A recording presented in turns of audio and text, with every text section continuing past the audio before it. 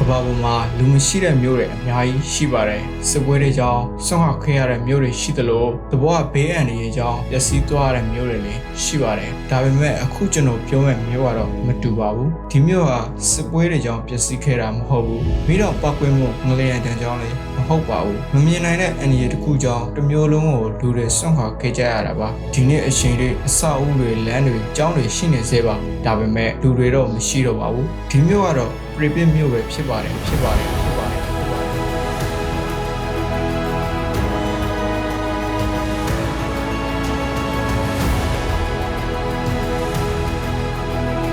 ဒီနေ့မြင်နေရတဲ့ Pirate မျိုးဟာမြို့ပြကြီးတစ်ခုလိုဖြစ်နေခဲ့ပေမဲ့အချိန်ကတော့ဆိုဗီယက်ယူနီယံရဲ့အတိုးတက်ဆုံးမြို့တွေထဲကတစ်မြို့ဖြစ်ခဲ့တာပါ Pirate မြို့ကို1980ခုလောက်မှာစတင်တည်ထောင်ခဲ့ပြီးမြို့ကိုတည်ထောင်ရတဲ့အဓိကအကြောင်းရင်းကတော့အနီးနားမှာရှိတဲ့ရှင်နိုဘိုင်းအနုမြူဓာတ်အားပေးစက်ရုံမှာအလုပ်လုပ်မဲ့ဝန်ထမ်းတွေအတွက်ပဲဖြစ်ပါတယ်အဲ့ဒီခေတ်အခါမှာ Pirate မြို့ဟာခေတ်မီမြို့တစ်မြို့ဖြစ်ပြီးကျောင်းတွေဆေးရုံတွေရုပ်ရှင်ရုံတွေအားကစားကွင်းဈေးဝယ်စင်တာနဲ့ပန်းချင်တွေအကုန်ပြည့်စုံနေခဲ့တာပါဒီမြို့မှာနေထိုင်ရတာဟာအမြင့်ခွန်ရုံစရာဖြစ်ခဲ့ပြီးအဲ့ဒီအချိန်က Pirate မြို့ဟာအနာဂတ်မြို့တော်လို့တောင်တန်စားခံခဲ့ရပါတယ်1980ခုနှစ်ကနေ1986ခုနှစ်ထိ Pirate မြို့ဟာတဖြည်းဖြည်းကြီးထွားလာခဲ့ပြီး1986ခုနှစ်အရောက်မှာတော့လူဦးရေ9000နီးပါးအထိရှိလာခဲ့ပါတယ်ဘယ်သူမှမသိခဲ့တာကတော့အဲ့ဒီနှစ်ဟာ Pirate မြို့ရဲ့နောက်ဆုံးနှစ်ဆိုတာကိုပါပဲ Pirate မြို့အကြောင်းကိုပြောပြရမယ်ဆိုရင်ဆိုဗီယက်ယူနီယံအကြောင်းကိုလည်းသိထားသင့်ပါတယ်ဆိုဗီယက်ယူနီယံဟာ1922ခုနှစ်မှာစတင်တည်ထောင်ခဲ့တဲ့နိုင်ငံကြီးတစ်ခ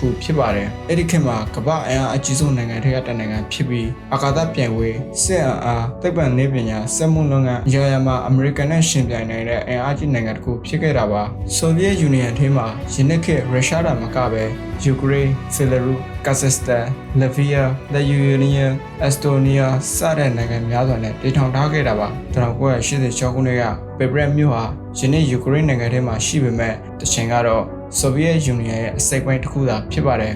ဆိုဗီယက်ယူနီယံဟာသိပ္ပံနည်းပညာကိုအလွန်အရေးပေးခဲ့ပြီးအဲ့ဒီထက်ကမှအနုမြူစွမ်းအားဟာအရေးအကြီးဆုံးစီမံကိန်းတွေထဲကတစ်ခုဖြစ်ခဲ့ပါတယ်ဒါပေမဲ့အဲ့ဒီစီမံကိန်းကပဲ Pirate မြို့ရဲ့ကံကြမ္မာကိုပြောင်းလဲစေခဲ့တာဖြစ်ပါတယ် Pirate မြို့ဟာအကြောင်းမဲ့ပေါ်ပေါက်လာရတဲ့မြို့တစ်မြို့မဟုတ်ပါဘူးဒီမြို့တစ်မြို့လုံးကိုတည်ဆောက်ရတဲ့အကြောင်းအရာကတော့အနီးအနားမှာရှိတဲ့ရှင်နိုဘိုင်းအနုမြူဓာတ်အားပေးစက်ရုံကြောင့်ပဲဖြစ်ပါတယ်အဲ့ဒီခေတ်အခါကဆိုဗီယက်ယူနီယံဟာကမ္ဘာအင်အားအကြီးဆုံးနိုင်ငံတွေကတစ်နိုင်ငံဖြစ်ခဲ့တာကြောင့်စစ်မှုလုပ်ငန်းတွေတိုးတက်ဖို့မြို့ကြီးတွေဖွံ့ဖြိုးဖို့လူတန်းပေါင်းများစွာလက်စစ်တပ်အားရရှိဖို့စွမ်းအားအများပြားကိုလိုအပ်ခဲ့ပါတယ်ဒီလိုအပ်ချက်ကိုဖြစ်စေဖို့ဆိုဗီယက်ယူနီယံဟာအနုမြူစွမ်းအားကိုရွေးချယ်ခဲ့တာဖြစ်ပါတယ်အနုမြူဓာတ်အားပေးစက်ရုံဆိုတာတမန်စက်ရုံတစ်ခုမဟုတ်ပါဘူးသူ့အထင်းမှာကျွန်တော်တို့မျက်စိနဲ့မမြင်နိုင်တဲ့အင်အားကြီးစွမ်းအားတစ်ခုရှိပါတယ်အနုမြူအတန်တွေကိုထွေးထွက်ရာကနေထွက်ပေါ်လာတဲ့အပူဓာတ်ကိုအသုံးပြုပြီးလက်စစ်တပ်အားထုတ်လုပ်တာဖြစ်ပြီးမမှန်ကန်ကန်ထိန်းချုပ်နိုင်ရင်မြို့ကြီးတွေကိုအလင်းရောင်ပေးနိုင်ပါတယ်စက်ရုံတွေကိုလေပတ်စေနိုင်တယ်နိုင်ငံတစ်နိုင်ငံရဲ့ဖွံ့ဖြိုးတိုးတက်မှုကိုအားဖြစ်ပေးနိုင်ပါတယ်ဒါပေမဲ့ထိန်းချုပ်မှုအားနည်းခဲ့ရင်တော့အဲ့ဒီစွမ်းအားကပဲလူတွေရဲ့အိမ်မက်ဆိုးတစ်ခုဖြစ်လာနိုင်ပါတယ်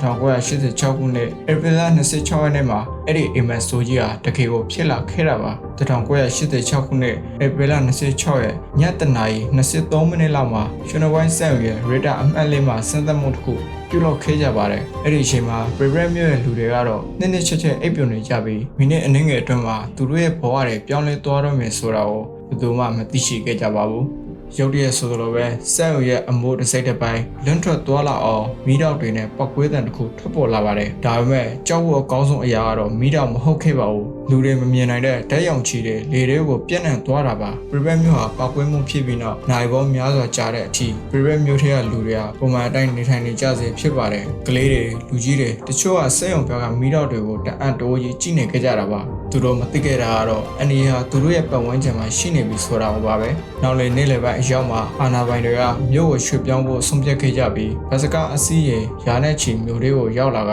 ခဏပဲထွက်ခွာရမှာပါရဲအနှင်းငယ်အတွင်းပြင်လာနိုင်ပါလိမ့်မယ်ဆိုပြီးကြေညာခဲ့ကြပါတယ်လူတွေကအိမ်တကားတွေပိတ်ပြီးဝက်ဆာအနေငယ်သာယူဆောင်လာကြပါတယ်ပြီးတော့သူတို့ရှိတဲ့မြို့ကိုကြိုးခိုင်းထွက်ခွာခဲ့ကြတာပါဒီထွက်ခွာမှုဟာနောက်ဆုံးထွက်ခွာမှုဖြစ်သွားမယ်ဆိုတာကိုဘယ်သူမှမသိခဲ့ကြပါဘူးဒီနေ့ Pirate မြို့ထဲကိုဝင်ကြည့်လိုက်ရင်1986ခုနှစ်ပုံရိပ်တွေကိုနေရာတိုင်းမှာမြင်တွေ့နိုင်ပါတယ်စာတန်ခန်းတွေကစာအုပ်တွေကလေးကစားစရာအရုပ်တွေတန်ကြီးတက်နေတဲ့ကစားကွင်းကြီးတွေ အားလုံးဟာသူတို့ပိုင်ရှင်ပြန်လာမယ့်နေ့ကိုစောင့်မျှော်နေကြတယ်လို့ပါပဲကျွန်တော်ပိုင်းအဖြစ်ပြပြီးနောက်ကမ္ဘာတော်ကနိုင်ငံတွေဟာအနုမြူဆက်အောင်ရဲ့လုံခြုံရေးကိုပြန်လည်သုံးသပ်ခဲ့ကြပြီးစီးမြင့်တွေကိုပုံမတင်းချက်ကအရေးပေါ်လုံခြုံရေးတွေကိုပုံမကောင်းမွန်အောင်ပြုလုပ်လာကြပါတယ်ဒါကြောင့်အခုခေတ်မှာကွန်ပျူတာအထင်ရှားမှုစနစ် AI အကူအညီစနစ်တို့နဲ့ simulator လေ့ကျင့်ရေးတွေကိုအသုံးပြုလာကြပါတယ်ရခိုင်က program မျိုးလိုအဖြစ်ဆုံးမျိုးထပ်မဖြစ်စေရန်လူသားတွေဟာအခုချိန်ထိဆက်လက်စ조사နေကြဆဲဖြစ်ပါတယ်ဒါကတော့ Ghost City လို့လူသိများတဲ့ program မျိုးရဲ့အကြောင်းပဲဖြစ်ပါတယ်အဆုံးထိကြည့်ရှုပေးခဲ့တဲ့အတွက်ကျေးဇူးအထူးတင်ရှိပါတယ်